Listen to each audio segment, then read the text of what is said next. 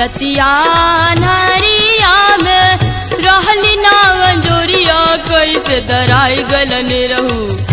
हो कैसे धराई गलन रहू कैला का हो डहरिया बुलाई कैसे धराई गलन रहू कैला का हो डहरिया बुलाई कैसे धराई गलन रहू का बताई बिना कोनो सनेस के उता आ गई कहली पहले ही तोहसे मनलू नाही बतिया जबरी घरवा बोलाई के हो जबरी घरवा बोलाई के दिहलू हो तू हमके कूटावा जबरी घरवा बोलाई के दिहलू हो तू हमके कूटावा जबरी घरवा बोलाई के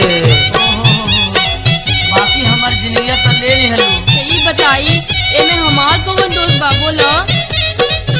हम का कह ससुरा बड़ा मरले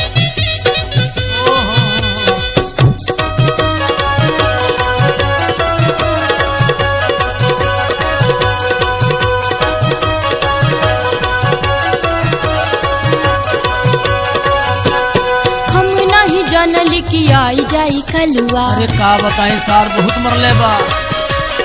मारे मारे तोह के बनाई दे हलवा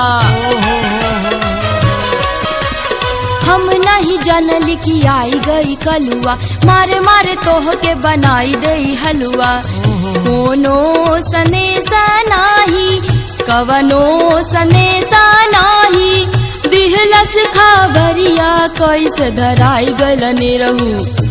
हो कैसे धराई गलनी रहू गैला का हो डहरिया भूलाई कैसे धराई गलनी रहू गैला का हो डहरिया भूलाई कैसे धराई गलनी रहू अरे का बताए हो छोड़ दे जाए दो अरे का अब का करी का सकीला हम